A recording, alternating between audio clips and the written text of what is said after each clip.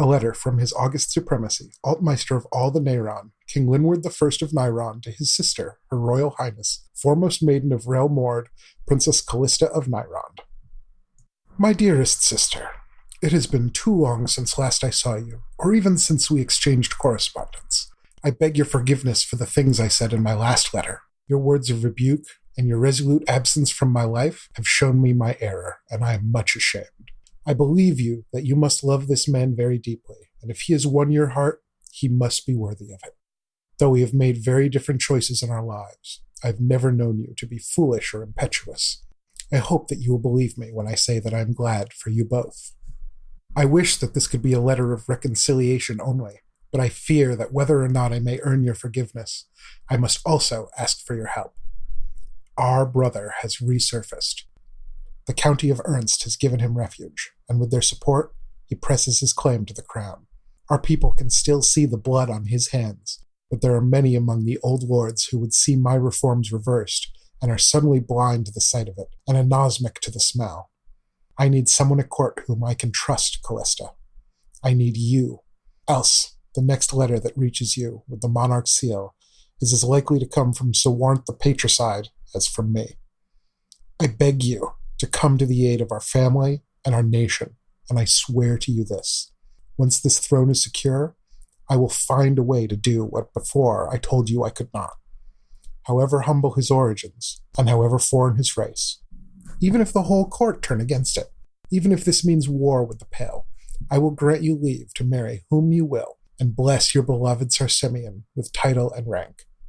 This I do promise by my scepter and my crown, and by the old ash tree in father's favorite garden, where once we played when we were young. With enduring love, your brother, Linward.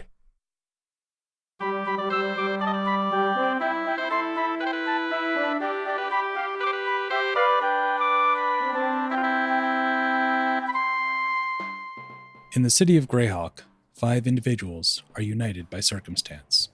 A brewer priest, a haunted swordsman, a living relic, a caustic criminal, and a golem without a past. With the drawing of a single card, their lives have been turned upside down. Welcome to The Chimera, a role-playing adventure podcast. Our campaign this season is called Misplaced. It takes place in the venerable setting of Greyhawk, kind of, and we're playing with a modified version of 4th edition Dungeons & Dragons. I'm Vin LeBate, and I play Golden Hydrakashi, a Dragonborn rogue. Joining me today are... I'm Braden Lamb, and I'm playing Balmo, a halfling cleric. I'm Jeffrey Bard, and I play Sir Simeon, the human sword mage. I'm Josh Halbachner, and I play Ashlar, a warforged sorcerer. I'm Kacey Smith, and I play Latchkey, a shardmind with the dual classes of Battlemind and Scion. And I'm Kelly Weissman Asprooth Jackson, the Dungeon Master. Now, let's get started.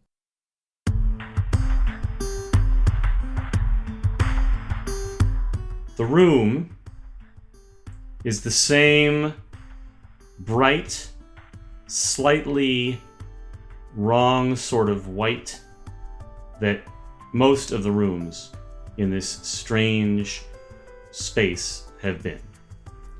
It is large, almost cathedral-like in terms of its dimensions. And the 3 towering columns of what you now know to be astral diamond hum, the left chamber full of black energy creatures, the right chamber full of white energy creatures, the central chamber full of some sort of violent energy storm produced by the collision between the two. The robot, I Am, has decided that you do not belong here and has issued a threat that he will empty the containment cells if you do not leave immediately. There are unexplored doorways to the west and the south, stairs down, and an elevator up. It's your game. What do you want to do? I had an idea last time, but I do not remember what it is this time. Unfortunate. It is unfortunate. I will... Balmo starts backing calmly toward the stairs that he is near. What was in the tank? There are 3 tanks. What? The one behind us, is that the elevator? Yeah, that's the elevator. The blue. Okay. The blue thing is the elevator. Yeah. So it's sort of like there's two sets of stairs that both go down towards each other, right? And then in between those two sets of stairs is the elevator shaft. Gotcha. And this was the power source for the cube? Has said that it is the thing that powers the cube, and he specifically said if you turned it off, then the princess would unfold. That was a bad thing. Sounds bad. He didn't seem happy about the idea of it. But what were we doing here? We were trying to determine what these creatures were. We didn't want to shut it off, did we? He said that it needed to be repaired, right? Repaired. As a reminder, Okay. There's cracks in the central cylinder, some evidence that may have caused some kind of a really bad energy release at some point in the past. Turned somebody into a charred shadow. Yeah, one of those basically nuclear silhouettes. And he has repaired those cracks. There's evidence of those repairs, but essentially he's been waiting to be relieved by somebody who can actually make permanent, make the system whole again in not a temporary repair sort of way. And this is very obviously a robot or an automaton, and that would be something that we are familiar with.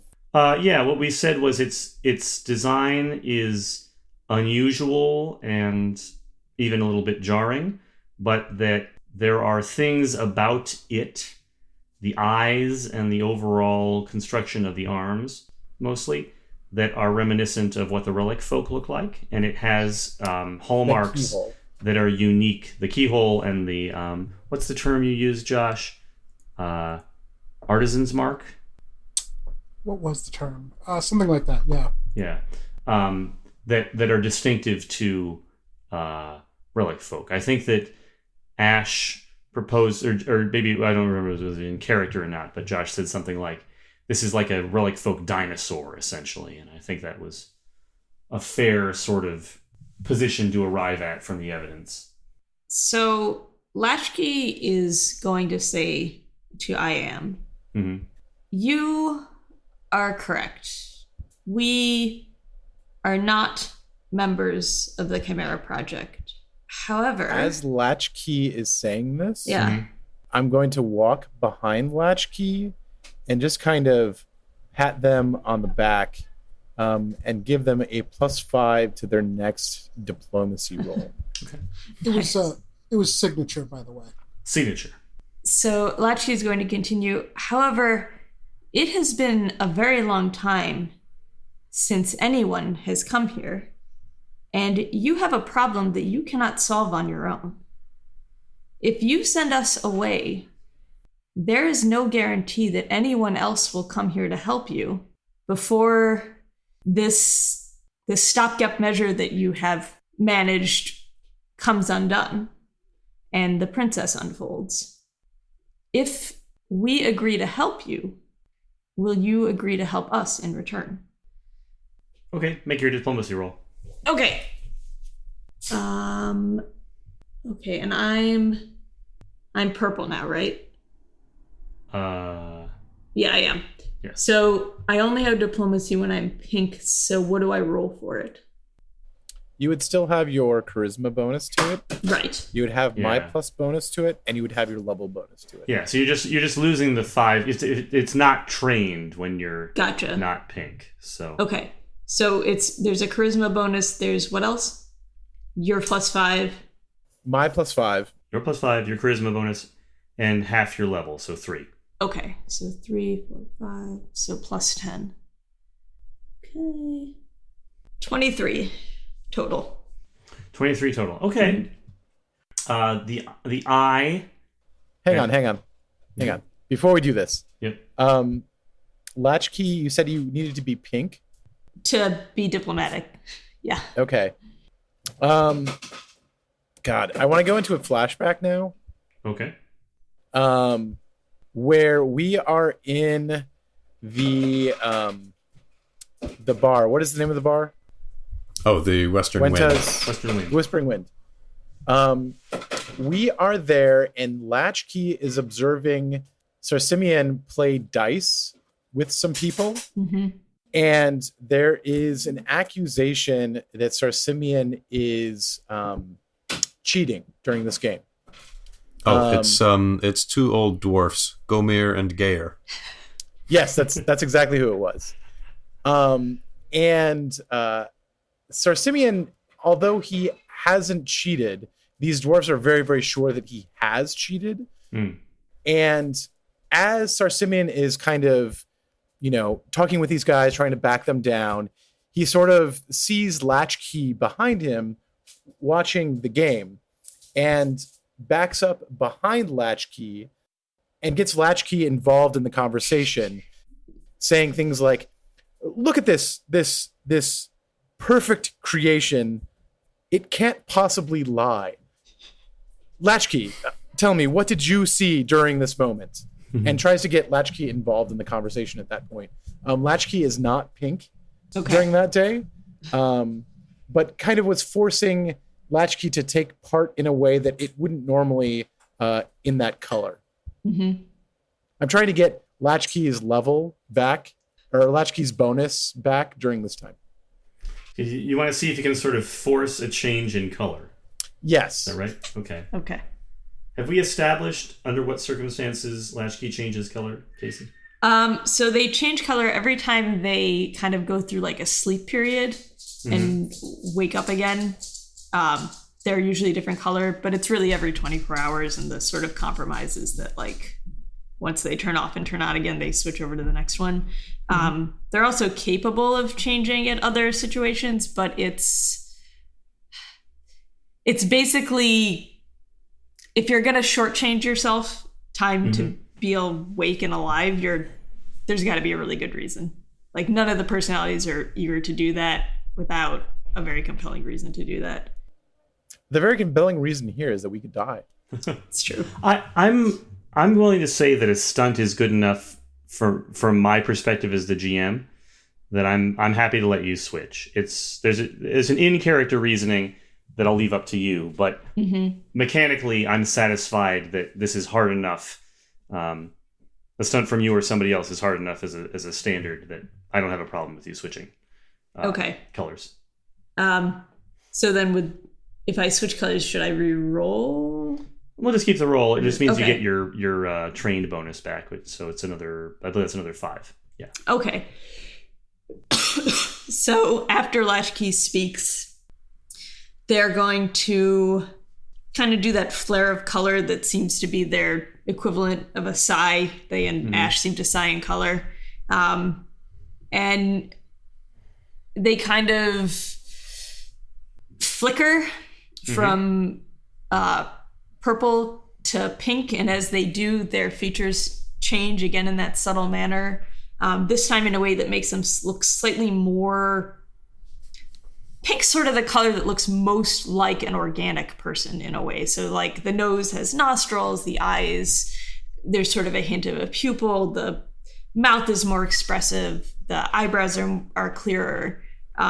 They just look a little bit more organic and a little bit less alien. And they blink several times and then look to the automaton to see what its response is. So I am considers the transitioned Latchkey, the irises and widens and narrows again. It says, if you will help me, I will consider helping you. What help is it that you require? Well, your secrecy to start, and assistance in helping us navigate this place and better understanding the Chimera and the Dracolich. With the proviso that I will not disobey any of my prior orders or instructions from my creators, I find your terms acceptable, provided that you can arrange for the repair of the reactor. Latchkey extends their hand in offering of shaking on it, because that's what people do. There's an awkward moment where IAM has to figure out what's going on, and then eventually does extend one of its pincers. And there's something approximating a handshake that happens. Okay. Latchkey kind of grins. Excellent. Well then, what is this place? This is the princess. Further information would be helpful. This is one of the... Let's see. This is the princess. The princess is one of 7 primary locations used by members of the Chimera Project to work on various research topics. The princess's focus is the study of xenomorphic life forms. What are... Kelly, can you remind me the names of the places on the 4 teleport pads that weren't... Yes. The ones that don't have numbers, right? Right, yes. Yes. One of them was unassigned, and the other 3 are the Needle, the Star Harbor, and the Pyramid. What are the Needle, the Star Harbor, and the Pyramid? The Needle was designed in order to control the location of the Chimera and its associated islands. The Star Harbor is the site used for traveling to and from the stars. And the Pyramid is an artifact of one of the previous inhabitants of these islands being studied by the Chimera Project. And where are Callista's quarters? They are up the elevator.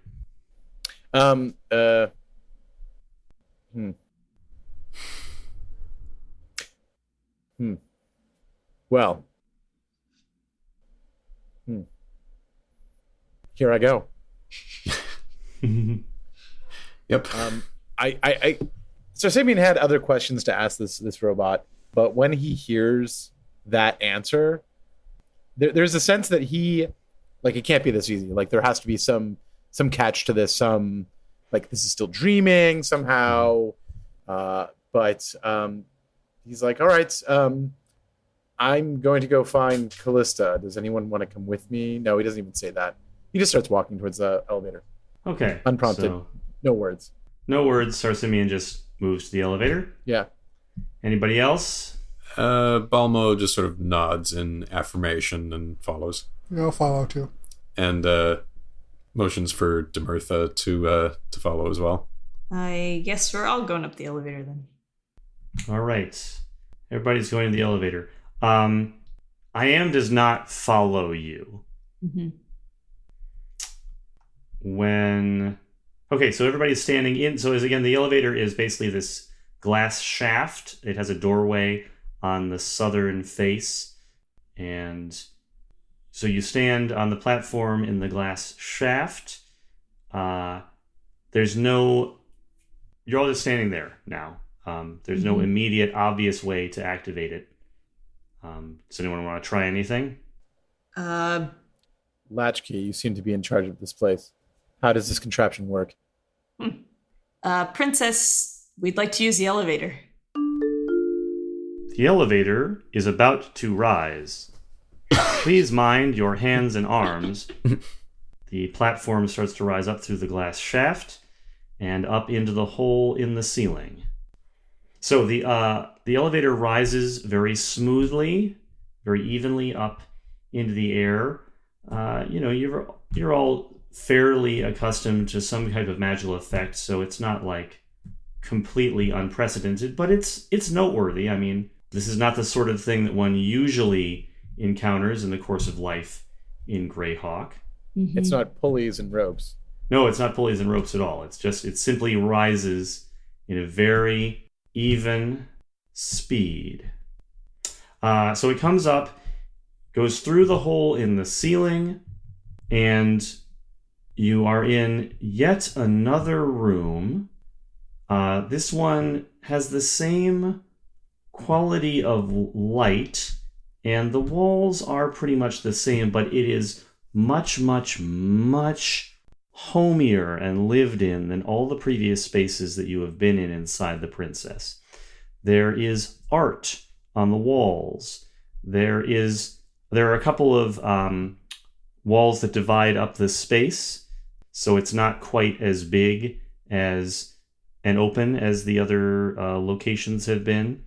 There's a kitchen area with what is obviously some sort of stove, and then some places for holding what looks like it probably were like shelves in a pantry or something like that.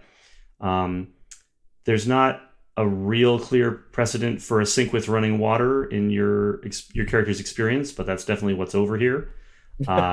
There's a table and chairs. There's a billiard table. You can see that beyond the walls a little bit that you can see there appear to be some nice couches of some sort in the next sort of room that's made by the couple of walls that there are.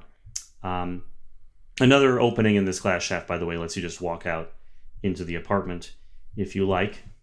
Yes, so Simeon doesn't walk, he runs. Mm-hmm. As soon as he's able to get into this room, he dashes in and is kind of looking around relatively intently, and then just starts calling out Callista's name. Callista, are you here? Is this true? Is this a dream? Is this you? Are you here? There is no response. There's no particular... Wait, is there a particular sound?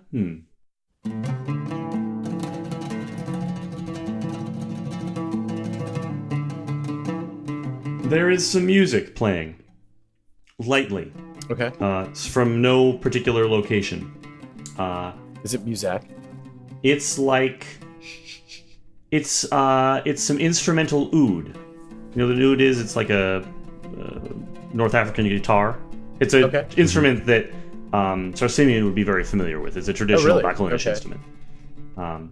So not the octopus-faced guys from Doctor Who. Not the octopus-faced guys from Doctor Who. No. Oh, they also did make music, didn't they? Right, yes. But frankly, if we did see an octopus-faced guy, we would be in some big trouble. Anyway, Balmo makes his way over to the pantry. Okay. So, in the pantry, we have a lot of food. We have a lot of evidence of, once upon a time, there was a kitchen here. But anything that was a foodstuff in here hasn't just, spoiled. It's spoiled, it's rotted, it's turned to ash. This is old. So it's very clear from looking at it, yes, this was a kitchen. Yes, it was pretty well stocked. But that was so crazy long ago that there's nothing that even... It's not even like there's no smell. It's just way past the point where there's even the evidence of active organic material anymore, really. That's disappointing. Balmo lets out a sigh. So Simeon doesn't know this, though, and so he continues to run to the couch area, calling Callista's name out, and then eventually into this bedroomy looking area. Also, again, looking for Callista. So he dashes about madly. This place is well appointed, and it has a very nice, pleasant aesthetic, and he would probably say, it looks like the kind of place that she might have decorated herself. Just in terms of, knowing her tastes, it seems well matched. Once he's in the bedroom, you can see that the bed is unmade. There's a chest of drawers over here that includes a mirror. The mirror is shattered. And there's a bathroom back here too. But other than that, there is no evidence of anyone else in the apartment. Princess, where is Callista? Callista is not here. Princess, Callista was here. When was she last here? 37,543,210 cycles ago. That doesn't help. Balmo turns to Ash and Latchkey and says, one of you is good with numbers, right? How does that line up with with what our little robot friend downstairs told us? Well, we still don't know the duration of a cycle. We saw one end and we saw one begin, but we haven't seen the full length of one, so I don't know that we have the number to compare it to yet. Well, my recollection is that the last time that the robot talked to you about cycles, it was in answer to the question of how long have you been waiting to be relieved? Right. And I can tell you, he gave the same number, right? So the last time Callista was here was roughly around the same time that he has been waiting to be relieved, depending on how long a cycle is. Mm-hmm. Judging by the cupboards, a long time. So Simeon is going to start going through the dresser and see if there's anything of hers that she can identify as like actually Callista's, something he would be familiar with. If any of this stuff is actually in good shape. Yeah, everything, with the exception of the food stuff, there's no real evidence of age, right? It's not like things are covered in dust. Even the organic materials like wood and stuff hasn't rotted or faded. Everything looks nice and is well appointed. It's just the food that hasn't endured indefinitely. So I said this overall, the aesthetic of the apartment seemed like something that could match Callista's taste. The clothes don't, though. It's just stack after stack of these plain white jumpsuits with the Chimera logo over the left side of the chest. They're not very stylish or well matched to her taste in any way, you would say. But looking around, you can see, there's like a hairbrush that has some of her hair on it, or hair that you would guess would be her hair. Simeon definitely sees enough evidence here that he would believe that this was Callista's place, other than the clothes, which are very much not her. Okay. Is Callista the kind of person who would make her bed before she left the place? Like in the morning? Or not? Yes. I would say that she would normally make her bed in the course of a standard day. It's not like she's maybe not someone who has to before she leaves the room, but she wouldn't normally leave things in disarray when she was leaving the house. And the mirror's shattered too, which is a little weird. Yeah, like that is really shattered. Like there's glass all over the floor in the dresser, little pieces. And there's nothing in the room that looks like it was used to shatter the mirror. Like there's nothing like on its side or. No, it's really other than the fact that the bed is unmade. It's really the only other thing that's out of place. I think Star Simeon's just going to go and sit on the bed, on the edge of the bed, and then kind of throw himself back and look up at the ceiling and think about things for a little bit. Okay, he sits on the bed and throws himself back, looks up at the ceiling. As he does so, his head lands on the pillow and he can feel there's something hard underneath the pillow. He will try and figure out what it is. He just reaches back, grabs it. Yeah, so it's like a little metal plate, maybe about a foot on one side, maybe 8 inches on the other, little rectangle. And yeah, it's just a plate of polished, probably steel or some similar metal. Like a serving plate, or? I mean, you could maybe use it for that, but it's a little small. It doesn't have handles or a rim. It's very smooth and featureless. That's weird. Just flat, like it's kind of two-dimensional. Yeah, I mean, it's not like strictly two-dimensional. It has a thickness, but it's thin. That's weird. I checked the other pillow. Nothing there. Okay. I stand up. I bring the plate out. I mean, this is weird, right? Why would you have a plate underneath your pillow? Callista's nowhere to be found. But this plate is... Princess? What is this plate for? I'm sorry. I can't see what you're talking about. I hold the plate up. I mean, I look at both sides of it. Like, it's just a straight up, plain, featureless plate. Plain, featureless plate. Again, very smooth, very shiny. I mean, it doesn't look like scrap or something that would be kept around casually, right? It is as nice as it can be for a featureless piece of metal. Are the it has corners rounded corners. Okay. Is it reflective? It's not reflective in the sense that it's not really functional as a mirror, but it would certainly reflect some light if you held it up to a strong light source. It's about as reflective as you would expect a piece of polished but brushed steel to be. Can Ash make heads or tails of it? Can I? Take a look. Sure. Why don't you make an Arcana check for me, Josh? Okey-doke. I feel like this is the kind of thing I need to put inside my robe so that when I get shot later on in the episode, it blocks it. You're Batman. No, that's for when he's getting death touched later on. Somebody quivering palms you. You'll be all set. 27. 27, okay. Nice. You are confident that it's magical. And if you had to guess, it's waiting for some kind of a password or other symbol or sign or means of activation to do something. It's basically, it's something in Power Saver. It's like a magical item in Power Saver mode, basically. Do you have any idea what might unlock this, Sarsimian? Unlock this? When you say Sarsimian, a page of glowing characters sort of appears on one side of the metal plate. It gives off enough light so it doesn't actually matter which way it's being held at the time. It's obvious that there's a front and a back, basically. Aha! Okay, I hold it up so that somebody can read it. I would like to read it. Okay, this appears to be Callista's diary. What? Okay. That's a weird way to do it. I start reading Callista's diary. Hang on, give me that. I take it away from Ash. This is private. Only I can invade her privacy. It's got my name on it.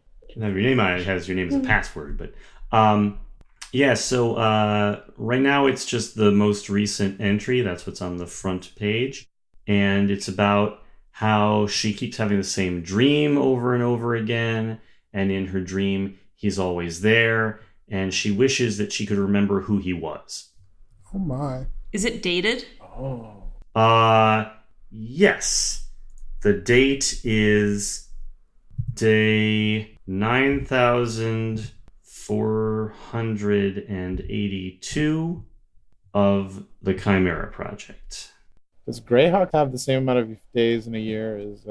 Well, there's a canonical Greyhawk calendar. If it's not the same, it's very close. I got like 26 years. 26 years. That can't be possible. But it's also a lot younger than we would expect the Chimera Project to be. I suppose that's true too. What did IM say about the location of the islands? He said that the needle was designed to control the location of the Chimera and its associated islands. So that's weird, right? Like, the islands themselves move? I thought we moved to the islands, but maybe it's the other way around. Is there any way to turn the pages on this thing? I swipe left. Fiddling around with touching it, basically it's a scroll, right? Like it's a scrolling touchscreen. You can swipe up and down in order to move the text. I start scrolling through it and see what I can find.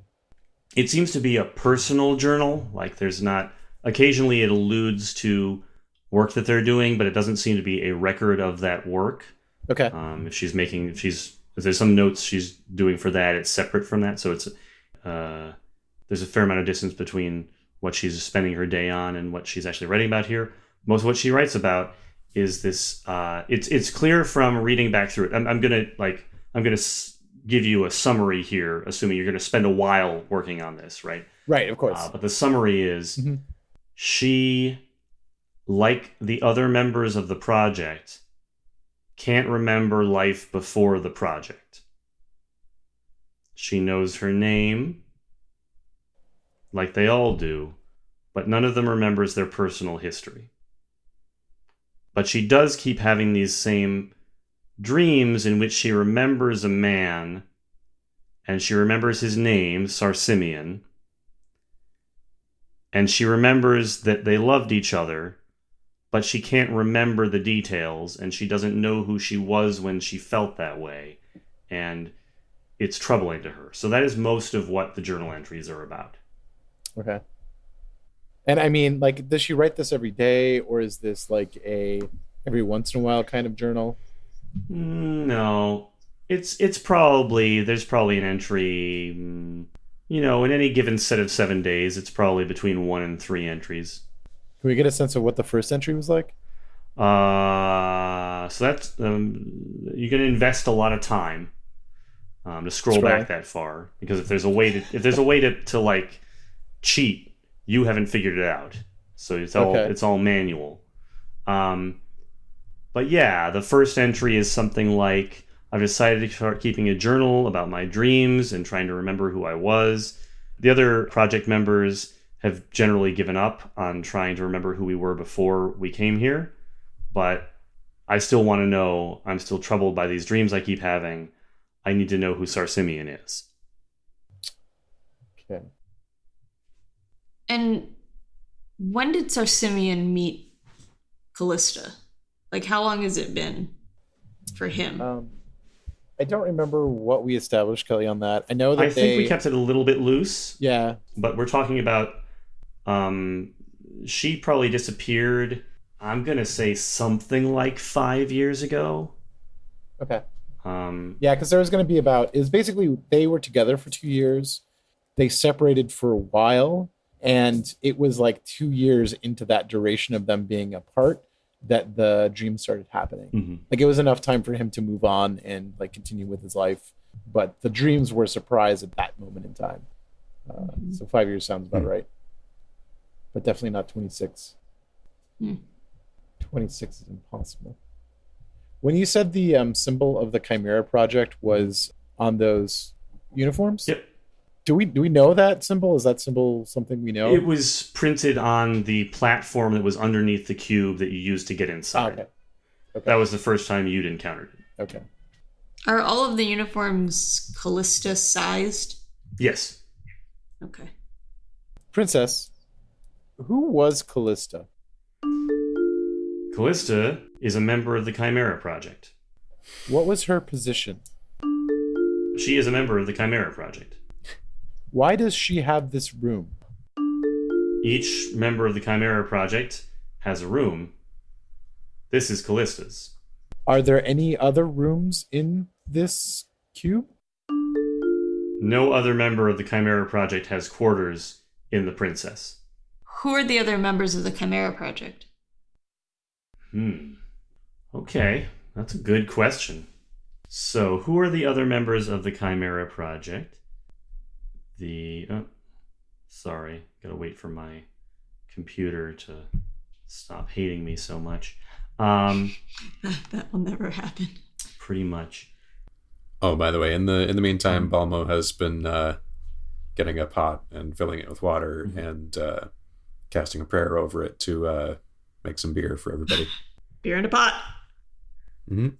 He's brought over a little cup of beer to Sarsimian and is now joining the investigation and the conversation. Sarsimian gladly takes it. He desperately needs a beer.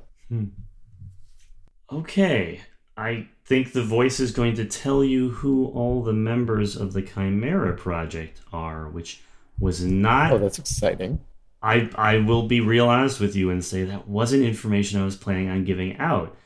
But you got it fair and square, so that's fine. I just need to make sure I've got everybody's last name who has a last name. Callista, I'm trying to remember her royal name. It's in one of my books. Oh, he's got the book out. This is some canon stuff. Yeah, I mean, Callista is a canonical character. She's an obscure canonical character, but she's a canonical character. Oh, do they not have a family name? Oh, you get to make one up. No, it just means they don't have a. It just means they don't have one. Like, it would be of. It would just be of the, because she's the princess of Nyrond, and it looks like the Nyrondese royal family doesn't have a surname. That's fine. Okay, never mind. We won't worry about last names. The members of the Chimera Project are Stephen, Callista, Balmo, Egwareth, Org, Merlind, Mordenkainen, Zarian, Kiogtum, Lum, Yolandi, Zagig, Arnd, and Felbert. Balmo does a spit take.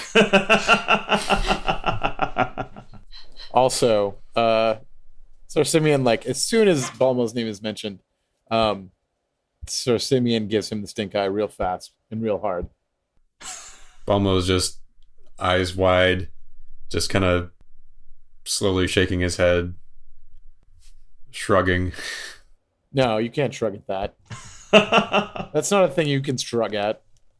I mean, Balmo's not an uncommon name. Princess, we are in the presence of Balmo currently. Is this Balmo a member of the Chimera Project? Balmo is not in the princess. Balmo gestures toward the air as if to say, "You see, I told you." What she said.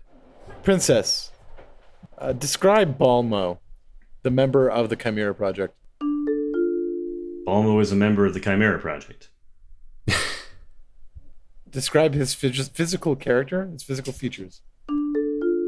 I'm sorry, I can't see Balmo. They do believe we are Orgnention, so that will make sense. What were the... Can you go through the names again, Kelly? Sure. And actually, I want to correct myself only because I did say one of them out of order. There probably is a consistent order, and so I'll give you them again. I'll give you them again in the correct order. There was just one that was out. So, Stephen, Callista, Balmo, Agoreth, Org, Merlind, Mordenkainen, Felbert, Zarian, Keogtum, Lum, Yolandi, Zagig, and Arnd. Mordenkainen is likely to ring a bell with somebody. Maybe not Balmo. Everybody should recognize that name. That's the equivalent of, like, I don't know, King Arthur? Yeah, something like that. I mean, I was trying to think of a sports analogy, but I was going to fall on my face doing that. So King Arthur is fine. Tom Brady. Yeah, that is an immediately recognizable name. Zagig is an immediately recognizable name. There are other names that maybe someone could recognize, but barring a history roll or some specific information, like there's at least one name that Rikashi would recognize immediately on that list. Right. Oh, there's as many of them as there are cards, aren't there? There should be. That's exactly the same number as there are different mortal cards. Gotcha.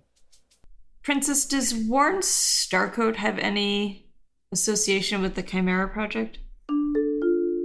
I'm not familiar with the name Warren Starcoat. Oh, yeah, because he had a ring, didn't he? Yeah, but he's also the sort of person that might have changed his name.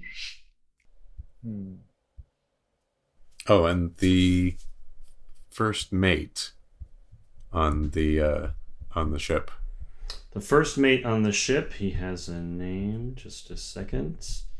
Rudiger Windspackle? Redigant Weemsmackle. That was close. You were very close.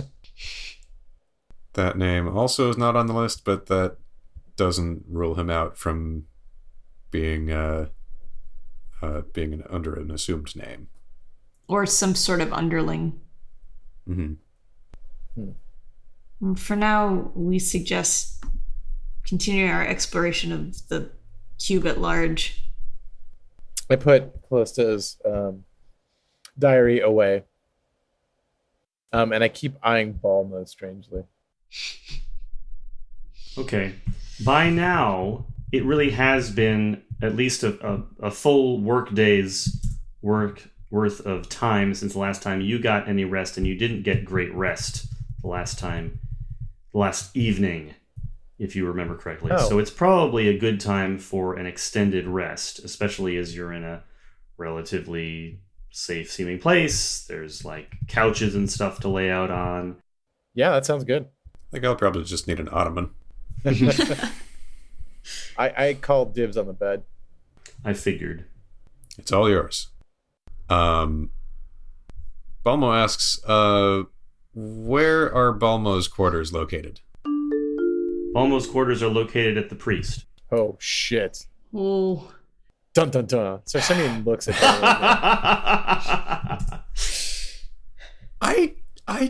Look, a apparently being a member of the Chimera Project messes with your memories.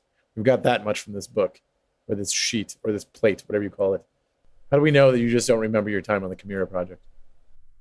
I mean, I have spent a lot of time drunk, but I don't think I've spent 26 years drunk. Well, we know that time doesn't mean what we think it means here. Callista was in no way here for 26 years. She couldn't have been. It's not possible. The priest, huh? Kelly, this is so good. I'm excited. You know, the thing that I planned a mystery, but then I also said I'm not going to plan out how they're going to solve it. I'm just going to let them approach it from whatever direction they want. So it's been really interesting being like, okay, things that I didn't think you'd find out until much later, like you found out, things have just unfolded in an order differently than I might have expected. And that's been really fun for me.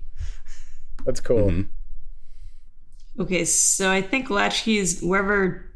Oh, so Simeon's going to be in the bed, so I think Latchkey's going to kind of sit down on the floor in the bedroom and sort of assume their kind of lotus pose. And when Sir Simeon falls asleep, we'll just sort of go gray and inert. I wonder who this Steven guy is. Like that's like the name that stands out the most to me. Balmo gets out his prayer book and prepares to read something like Vespers. Demirtha joins, sort of like follows along with the prayers, and before Balmo gets going, says, "So," in like a conspiratorial whisper, "So do you know what's going on here then?" He thinks for a minute. I don't know for certain, but I have faith that we will find home again. All right, so everybody is content with what they're doing for their extended rest? Yeah. Do we have anybody doing watch? As much as I trust this place, I don't know who else can get in here.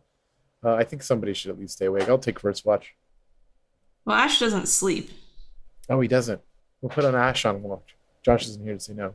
Right. Last time we doubled up in 3 shifts, I think. Now, if Ash can take the whole thing, then he should take the whole thing. So yeah, Ash will do, and then we'll just sleep. We'll have a good deep sleep. I actually have to go now too for about a half hour or so. Okay, we'll probably call it there. We've covered a good amount of material, and we got to the extended rest, so that's good. When you wake up, you'll be 7th level, so we can level up the characters if you want in the time between games. I've dropped the official spellings of all the names that I mentioned into the Slack, and I also included the list of the fair and foul mortals from 3 Dragon Ante, just so you have the references for that. Nice. And yeah, good game, everybody. Yeah, that was good. I really enjoyed that. We've turned the corner on a couple of the big mysteries. I'm excited about your momentum here. All right. Cool. Yeah, me too. Thanks, you guys. Thank you. Thanks, everyone. Have a good night.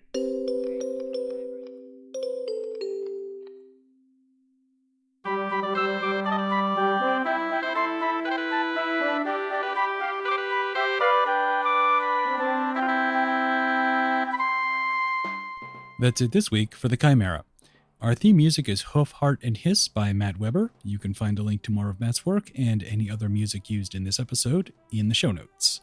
You can also find us online at thechimera.space or on Twitter and Facebook at ChimeraPod.